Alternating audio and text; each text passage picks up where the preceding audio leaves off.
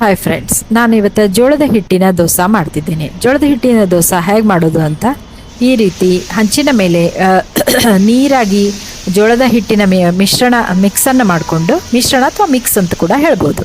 ಈ ರೀತಿ ಮಾಡಿಕೊಂಡು ದೋಸೆ ತವ ಪೂರ್ತಿ ಹರಡಿ, ಆಮೇಲೆ ಆ ತವವನ್ನು ಸ್ವಲ್ಪ ಬದಿಗೆ ಇದಕ್ಕೆ ಸರಿಸುತ್ತಾ ಇರಬೇಕು. ಆಮೇಲೆ ಒಮ್ಮೆ ಸಿಮ್ ಮೇಲೆ ಇಡಬೇಕು, ಒಮ್ಮೆ ಸ್ವಲ್ಪ ಜೋರು ಮಾಡಬೇಕು. ಅಂದರೆ ಎಲ್ಲ ಕಡೆಗೆ ಚೆನ್ನಾಗಿ ಬೆಂದು ಬರ್ತದೆ ದೋಸೆ. ಈ ರೀತಿ ಸ್ವಲ್ಪ ಎಣ್ಣೆಯನ್ನು ಕೂಡ ತಾವು ಬೇಕಂದ್ರೆ ಹಾಕೋಬಹುದು. ಈ ರೀತಿ ಜೋಳದ ದೋಸೆಯನ್ನು ಮಾಡಿಕೊಂಡು ರುಚಿ ರುಚಿಯಾಗಿ ಈವ್ನಿಂಗ್ ನಾಷ್ಟಕ್ಕೆ ಅಥವಾ ಮಾರ್ನಿಂಗ್ ಬ್ರೇಕ್ಫಾಸ್ಟಿಗೆ ಕೂಡ ನಾವು ಮಾಡ್ಕೋಬೋದು. ಗರಿ ಗರಿಯಾಗಿ ಕುರ್ಕುರು ಆಗಿ ದೋಸೆ ಬರ್ತಾವೆ friends. Please share my channel, subscribe my channel, comment my channel and like my channel also. ಈ ರೀತಿ ಜೋಳದ ದೋಸೆ ಮಾಡಿಕೊಂಡು ತಾವು ಮನೆ ಮಂದಿಗೆಲ್ಲ ಸರ್ವ್ ಮಾಡಿಕೊಡ್ರಿ ಫ್ರೆಂಡ್ಸ್. ಭಾಳ ಕುರುಕುರು ಮಸ್ತ್ ಬರ್ತದೆ, ಈಸಿ ದಿಢೀರವಾಗಿ ಮಾಡ್ಬೋದು. ಮತ್ತು ಇದಕ್ಕೆ ಬೇಕಾಗುವ ಸಾಮಗ್ರಿಗಳನ್ನು ಒಂದು ಬೌಲ್ನಲ್ಲಿ ತೋರಿಸ್ತೇನೆ. ಒಂದು ಬೌಲ್ನಲ್ಲಿ ಸ್ವಲ್ಪ ಜೋಳದ ಹಿಟ್ಟನ್ನು ಹಾಕೊಳ್ಳೋಣ ಫ್ರೆಂಡ್ಸ್.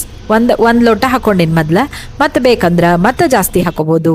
ಆಮೇಲೆ ಕತ್ತರಿಸಿ ಇಟ್ಟುಕೊಂಡ ಹಸಿಮೆಣಸಿನ್ಕಾಯಿ, ಆಮೇಲೆ ಕತ್ತರಿಸಿಟ್ಟುಕೊಂಡ ಹಸಿ ಶುಂಠಿ, ಆಮೇಲೆ ಕೊತ್ತಂಬರಿ, ಕರಿಬೇವು, ಈರುಳ್ಳಿ ಎಲ್ಲವನ್ನು ಇದಕ್ಕೆ ಮಿಶ್ರಣಕ್ಕೆ ಸೇರಿಸ್ಕೊಳ್ಳೋಣ ಫ್ರೆಂಡ್ಸ್. ಇದಕ್ಕೆ ಸೇರಿಸ್ಕೊಂಡು ಆಮೇಲೆ ಮತ್ತೇನು ಬೇಕಂತಂದ್ರೆ ಸ್ವಲ್ಪ ನೀರನ್ನು ಕೂಡ ಹಾಕೊಳ್ಳೋಣ. ನೀರು ನೋಡಿ ಹಾಕೋತಾ ಇರೋಣ. ಯಾಕಂದ್ರೆ ಒಮ್ಮೆ ಜಾಸ್ತಿ ನೀರು ಹಾಕಿಬಿಟ್ರೆ ನೀರು ಆಗ್ತಾವೆ. ನೀರು ಹಾಕಿ ಭಾಳ ನೀರಾದರೂ ಕೂಡ ದೋಸೆ ಮಾಡ್ಲಿಕ್ಕೆ ಬರೋದಿಲ್ಲ. ಆಮೇಲೆ ಸ್ವಲ್ಪ ಜೀರಿಗೆಯನ್ನು ಕೂಡ ಇದಕ್ಕೆ ಹಾಕೋತೀನಿ. ಆಮೇಲೆ ರುಚಿಗೆ ಬೇಕಂದ್ರೆ ಉಪ್ಪು ಕೂಡ ನಾವು ಹಾಕೋಬೇಕು. ಮೊದಲ ತಿರುವಿ ನೋಡ್ಕೊಳ್ಳೋಣ ಫ್ರೆಂಡ್ಸ್. ಈ ರೀತಿ ಚೆನ್ನಾಗಿ ತಿರುಗೋಣ. ನೀರಾಗಿ ಬರ್ಬೇಕು. ಭಾಳ ಗಟ್ಟಿಯಾಗಿ ಬಂದ್ರೂ ದೋಸೆ ಮಾಡ್ಲಿಕ್ಕೆ ಬರೋದಿಲ್ಲ. ಮತ್ತಿದು ಭಾಳ ಸಾಫ್ಟ್ ಹಿಟ್ಟು ಇರ್ತದೆ ಜೋಳದ ಹಿಟ್ಟು. ಮತ್ತು ಒಂದು ಅರ್ಧ ಲೋಟ ಹಾಕೊಳಿಕತ್ತೀನಿ, ಯಾಕಂದ್ರೆ ದೋಸೆ ಕಮ್ಮಿ ಅನ್ನಿಸ್ತಾವೆ. ಇಬ್ಬರಿಗಾದರೂ ಎರಡೆರಡು ದೋಸೆ ಆದರೂ ಬರಬೇಕಲ್ಲ ಫ್ರೆಂಡ್ಸ್. ಆದ್ದರಿಂದ ಮತ್ತೆ ಇದಕ್ಕೆ ಉಪ್ಪನ್ನು ಕೂಡ ನಾನು ಸೇರಿಸ್ತಾ ಇದ್ದೇನೆ. ಉಪ್ಪು ರುಚಿಗೆ ತಕ್ಕಷ್ಟು ಉಪ್ಪು, ಬೇಕಂದ್ರೆ ಒಂದು ಚಿಟಕಿ ಸಕ್ಕರೆಯನ್ನು ಕೂಡ ತಾವು ಹಾಕೋಬೋದು ಫ್ರೆಂಡ್ಸ್. ಈ ರೀತಿ ಹಾಕ್ಕೊಂಡು ಮತ್ತೆ ಅದಕ್ಕೆ ಸ್ವಲ್ಪ ನೀರು ಬೇಕನ್ನಿಸ್ತದೆ. ಸ್ವಲ್ಪ ಗಟ್ಟಿ ಆಗಿಬಿಡ್ತದೆ, ಇಟ್ಟು ಕೂಡಲೇ ಇದು ಗಟ್ಟಿ ಆಗ್ತದೆ. ಈ ರೀತಿ ತಿರುವಿಟ್ಟುಕೊಂಡು ಒಂದು 5ರಿಂದ 10 ನಿಮಿಷದವರೆಗೆ ಮುಚ್ಚಿಟ್ಕೊಳ್ಳೋಣ ಫ್ರೆಂಡ್ಸ್. ಆಮೇಲೆ ಹಂಚು ಕಾಯ್ದದ ಇಲ್ಲೋ ಅಂತ ನೋಡೋಣ.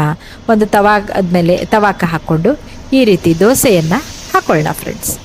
ದೋಸೆಯನ್ನು ಹಾಕ್ಕೊಂಡು ಪೂರ್ತಿ ಆಗುವವರೆಗೂ ದೋಸೆಯನ್ನು ಹಾಕ್ಕೊಂಡು ಪೂರ್ತಿ ಹಂಚು ತುಂಬುತ್ತಾ ಇರಬೇಕು.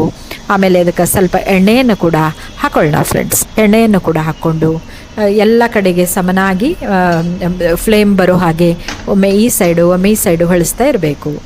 ಈ ರೀತಿಯಾಗಿ ಮಾಡಿ. ಮತ್ತು ಸ್ವಲ್ಪ ತುಪ್ಪ ಬೇಕಂದ್ರೆ ನೀವು ಹಾಕೋಬೋದು. ಇದು ಸ್ವಲ್ಪ ಜಾಸ್ತಿ ಹೊತ್ತು ತಗೋತದೆ ಆಗಲಿಕ್ಕೆ, ಯಾಕಂದ್ರೆ ಎಲ್ಲ ಬೇಕಾಗಬೇಕು ಫ್ರೆಂಡ್. ಜೋಳದ ಹಿಟ್ಟು ಇರೋದ್ರಿಂದ ಇದು ಕುರುಕುರು ಆಗಿ ಕ್ರಿಸ್ಪಿಯಾಗಿ ಬರುವವರೆಗೂ ನಾವು ಕೆಂಪಾಗುವವರೆಗೂ ಗ್ಯಾಸ್ ಸ್ಟವ್ ಸಿಮ್ಮಿನ ಮೇಲೆ ಒಮ್ಮೆ ಜೋರಾಗಿ ಮಾಡ್ತಾ ಇರಬೇಕು. ಈ ರೀತಿ ಮಾಡಿ ಜೋಳದ ದೋಸೆ ಮಾಡ್ಬೋದು ಫ್ರೆಂಡ್ಸ್. ಇದು ಸ್ವಲ್ಪ ಪೇಷನ್ಸ್ ಬೇಕು. ಇದಕ್ಕೆ ಸ್ವಲ್ಪ ಜಾಸ್ತಿ ಹೊತ್ತು ತಗೋತದೆ. ನಮ್ಮ ರೆಗ್ಯುಲರ್ ದೋಸೆ ಥರ ಅಲ್ಲ, ಸ್ವಲ್ಪ ಇದು ಆಗ್ತದೆ. ಕುರುಕುರು ಆಗೋವರೆಗೂ ನಾವು ಇದನ್ನು ಮಾಡಬೇಕು ಫ್ರೆಂಡ್ಸ್.